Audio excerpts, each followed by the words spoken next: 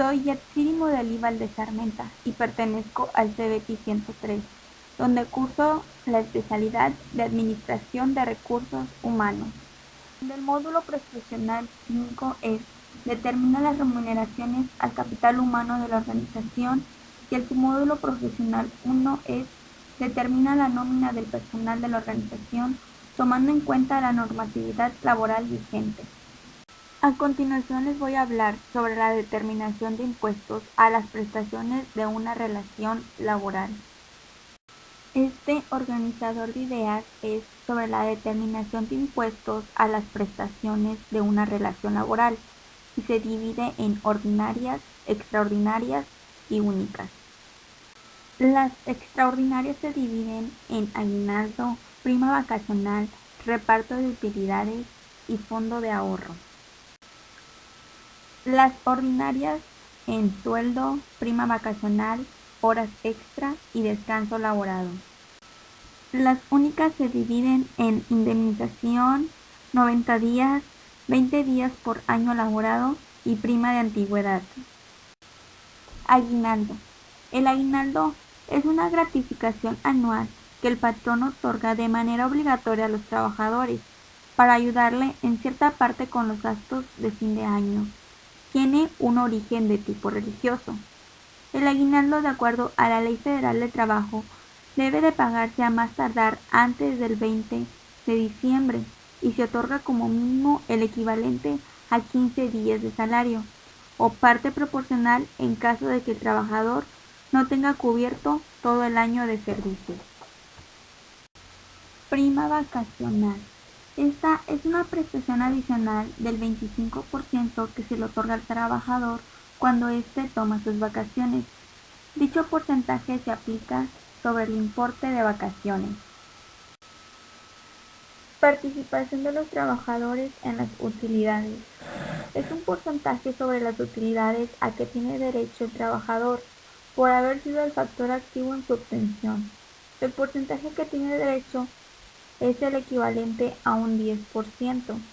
La fecha límite para entregarse es de 60 días después de haber presentado su declaración anual impuestos. Tiene derecho al reparto de utilidades todos los trabajadores que en el ejercicio fiscal a calcular hubiesen laborado como mínimo 60 días.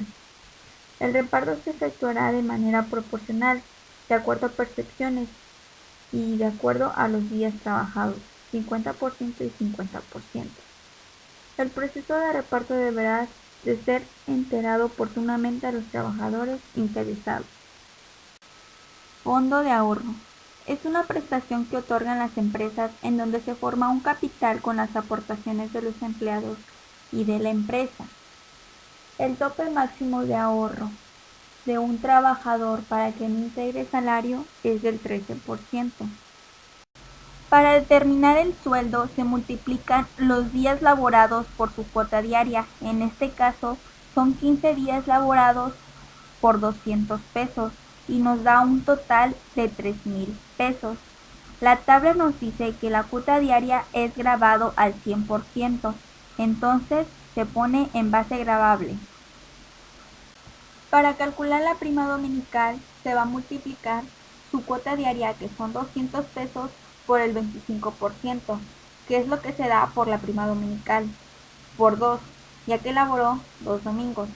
Nos da un total de 100 pesos, pero en la tabla nos dice que la prima dominical no es gravado y es exento un salario mínimo que serían 80.04, pero como laboró 2 domingos sería entonces 160.08 y como los 100 no pasa a los 2 salarios mínimos, se queda en exento. Horas extra. El trabajador tiene 20 horas extra, pero lo máximo de dobles que puede tener son 18. Entonces se calcula 18 por su cuota diaria, que son 200, entre 8 horas trabajadas por 2, ya que se pagan al doble, y nos da un total de 900 pesos. Pero en las horas extras, cuando son dobles, el resultado se divide a la mitad. El 50% se toma en cuenta para compararlo con la regla que nos dice que solo están exentos 10 salarios mínimos, que son 800.04. Si es menor que 800.04, se queda 50% en gravable y 50% en exento.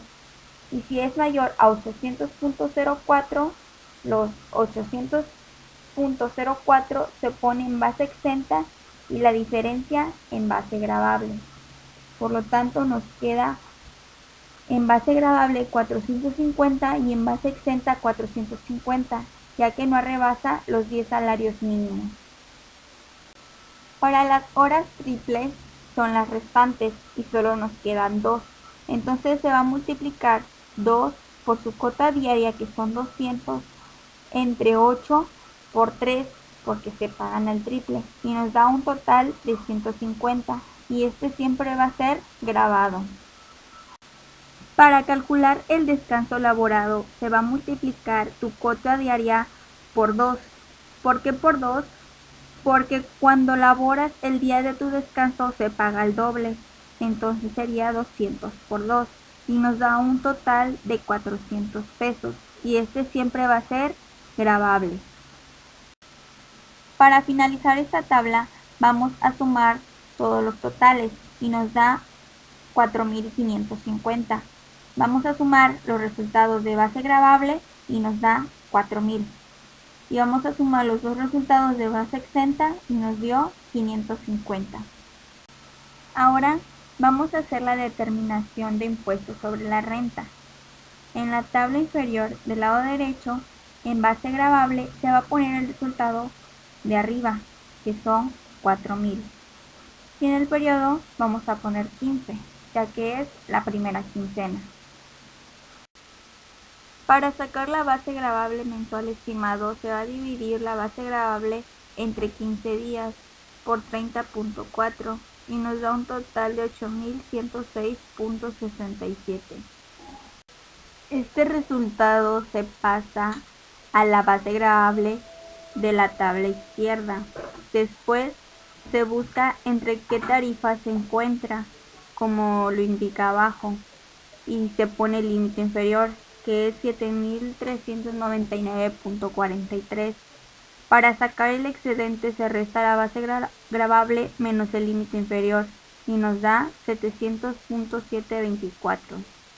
El porciento sobre excedente se pone de la tabla de tarifa del impuesto que se encuentra en la parte superior al nivel que corresponde, y a este le corresponde el 16%. Para sacar el impuesto marginal se va a multiplicar el excedente por el porciento sobre excedente, que es 700.24 por el 16%, y nos da un total de 113.16.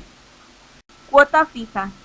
Esta se saca igualmente de la tabla de tarifa del impuesto al nivel que corresponde, y lo que le corresponde son 594.21. ISR. Para sacar el resultado de este, se va a sumar el impuesto marginal más la cuota fija, que es 113.16 más 594.21, y nos da un total de 707.37. Subsidio al empleo. En este caso, el trabajador no tiene subsidio al empleo, ya que su base gravable es de 8.106.67, y en la tabla de abajo el límite inferior en el último nivel es de 7.382.34 a 9.999.999. Entonces, ese rango no tiene subsidio al empleo. Impuesto sobre la renta. Ya que no tiene subsidio al empleo, la cantidad de ISR, que es 700.37, se pasa al último renglón que dice impuesto sobre la renta. Por último, para calcular el impuesto sobre la renta final, se va a multiplicar el impuesto sobre la renta que nos dio en la tabla izquierda, que es 700.37 entre 30.4 por 15 días laborados, y nos da un total final de 349.03. Esta es la indemnización que se le da al trabajador de 90 días, que es darle el salario que ganó en ese transcurso. Son los 20 días por un año de servicio del trabajador. Si laboró 15 años, en este caso se multiplica 20 por 15 y nos da un total de 300 días. Y eso se multiplica por el salario del trabajador y así se obtiene una indemnización. Prima de antigüedad. Es una cantidad adicional a que tiene derecho un trabajador que se retira o es separado bajo las siguientes circunstancias. Los trabajadores que se separan voluntariamente siempre que hayan cubierto cuando menos 15 años de servicio, y a los trabajadores que decidan separarse de su empleo por causa justificada. Se otorgará 12 días por cada año de servicio prestado. El salario base de pago de la prima de antigüedad será el menor de su cuota diaria o el doble del salario mínimo.